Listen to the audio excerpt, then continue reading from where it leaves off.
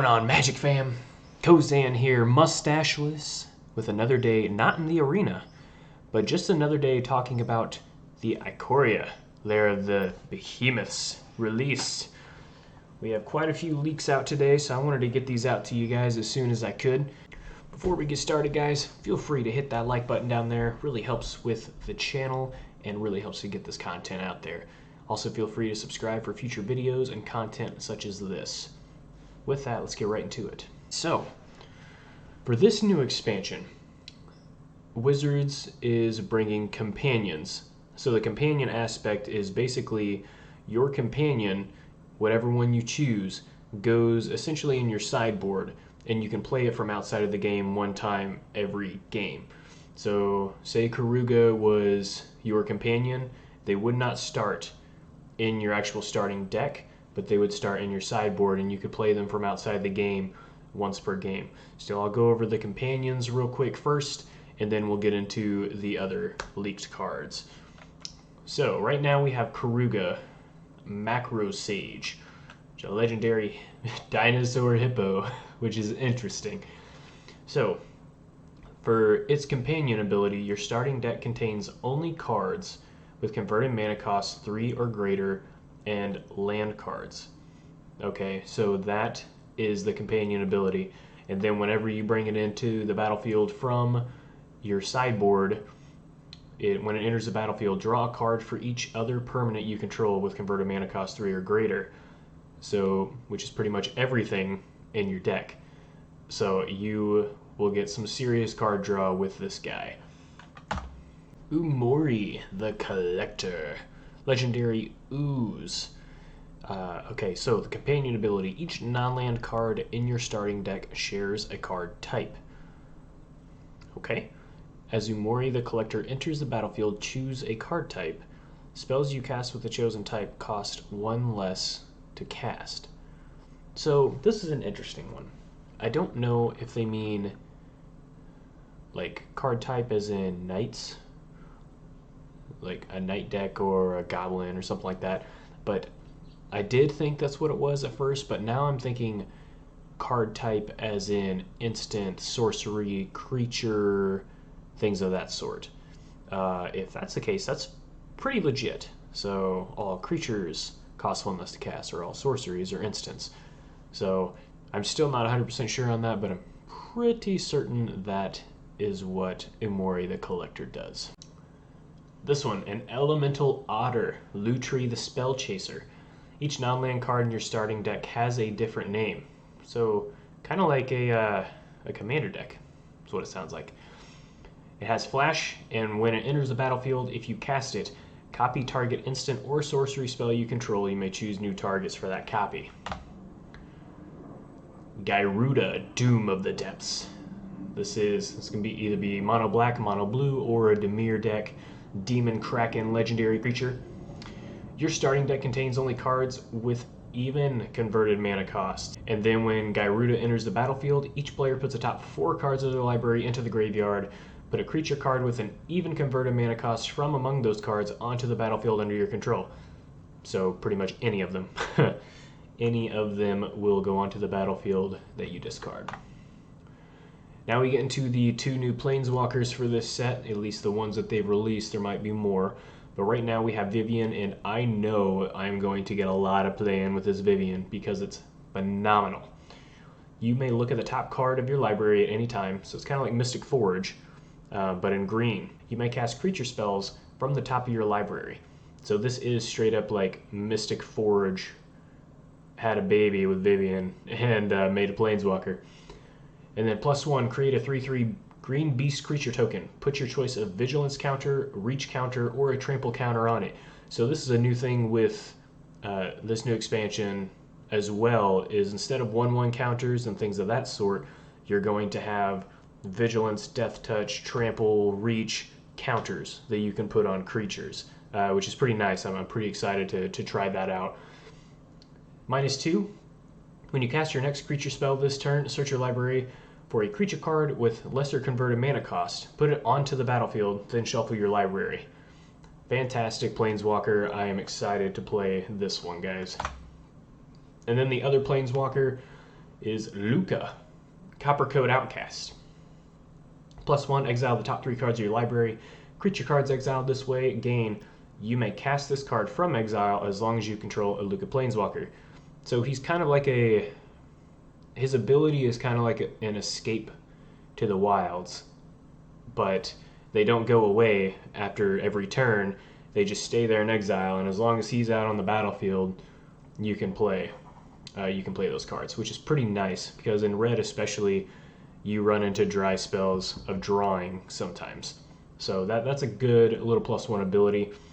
-2, exile target creature you control, then reveal cards from the top of your library until you reveal a creature card with higher converted mana cost. Put that card onto the battlefield and the rest onto the bottom of your library in a random order. So if you have, I don't know, something with a converted mana cost of 3, use -2 ability, and then you just flip cards until you find a 4-drop or higher and throw that onto the battlefield. Pretty nice ability. And then -7, each creature you control deals damage equal to its power to each opponent, which is pretty powerful -7, and it only takes 2 turns to get there. So if you've got a lot of creatures on the board, this could be game right here. Okay, now we get into the fun. So a lot of these creatures have alternate card art, and the alternate card art is Godzilla and other creatures from Godzilla, which is awesome because I love Godzilla. At first, whenever I saw this, I thought this was some sort of April Fool's joke by Magic, and I couldn't believe it, but it is confirmed, guys. They have Godzilla cards. So you can see Godzilla, King of the Monsters, and then under it, Zilortha, Strength Incarnate. So that's going to be the actual card. Godzilla is the alternate art to that. They have the same abilities, same power and toughness of the other card of Zilthora. They just have an alternate art version for Godzilla. So this one, trample. Lethal damage dealt to creatures you control is determined by their power rather than their toughness. So he's a 7/3, but think of it like he is a 7/7 as far as direct damage goes. So if you hit this thing with a lava coil, it is not going to kill it because it's based off of their power. So it would have essentially 7 health. The only way to get around this is to do something like give this creature -3/-3 until end of turn, because that's not damage dealt. So very powerful card. I am excited to play this one as well for sure. This is going to be in a lot of Gruul decks. I can see it already. Mothra, I am so stoked about this card. Mothra, Supersonic Queen, or Luminous Broodmoth is the non-Godzilla version. Flying, whenever a creature you control without flying dies, return it to the battlefield under its owner's control with a flying counter. This is insane. You get to give everything flying and essentially a free pass to die. So you can just throw whatever you want out there as blockers. It dies, it comes back to the battlefield flying. So this is an awesome, awesome card, and if you guys get your hands on this card as far as a physical copy, holy shit, hold on to it. I guarantee this is going to be worth some serious money because it's going to see a ton of play. King Caesar, Awoken Titan.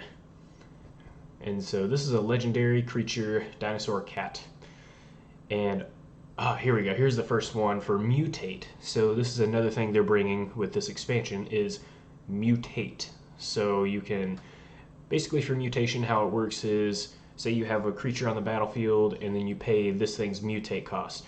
You can either put this card on top of that one or underneath that one and change its base power level. So say you just have just for simplicity's sake, say you have a 1/1 Scorch Spitter out onto the battlefield and then you play King Caesar. So you can put King Caesar on top of Scorch Spitter. It's a 3/5, but it also has the ability of Scorch Spitter. So every time you attack in with this, it'll deal 1 damage to the opponent. Or vice versa, you can put this thing underneath Scorch Spitter. It'll still be a 1/1, but it'll have double strike, if that makes any sense. It'd be easier to show you like in person physically, but I hope that makes sense to you all. But Mutate is a pretty cool little ability. I'm excited to get into the gameplay of that and see how the game mechanics are of this. But anyways, this guy. 2 black or red and 2 white for mutate as double strike. Whenever this creature mutates, it deals 4 damage to target creature or planeswalker an opponent controls, and you gain 4 life. Pretty awesome little card. Godzilla, Primeval Champion. And then, oh, I can't read that.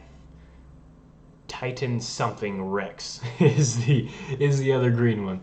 Sorry, some of the leaked cards aren't the best quality, but Dinosaur Beast 11/11. This is a 9-drop though. Holy smokes! Trample. It has cycling. There you go. There's the other one. I put these in a certain order so they would come up. These new things that it's introducing. So cycling. I think most of you who have been in Magic a little while are aware of cycling. But basically this means you can, for this card in particular, you can pay 2 mana, put that card in your graveyard, and then draw a new card. So this essentially just gives you an out to draw more cards, is to cycle. Whenever you cycle Titannothrex, there it is. Whenever you cycle Titannothrex, put a trample counter on target creature you control. There we go again with those trample counters. Okay, we had to move a little bit for this one. So this one is in another language, so I had to find the translation for it, and another one I had to find a translation for. You'll see that in a sec. So, Gemas, the Destroyer. 4-drop. Mutate is 3. Reach and trample, and whenever this creature mutates, destroy target artifact or enchantment an opponent controls. This is awesome, because you can mutate as many times as you want once it's on the battlefield. As long as you have the mana to do it, you can continue mutating it.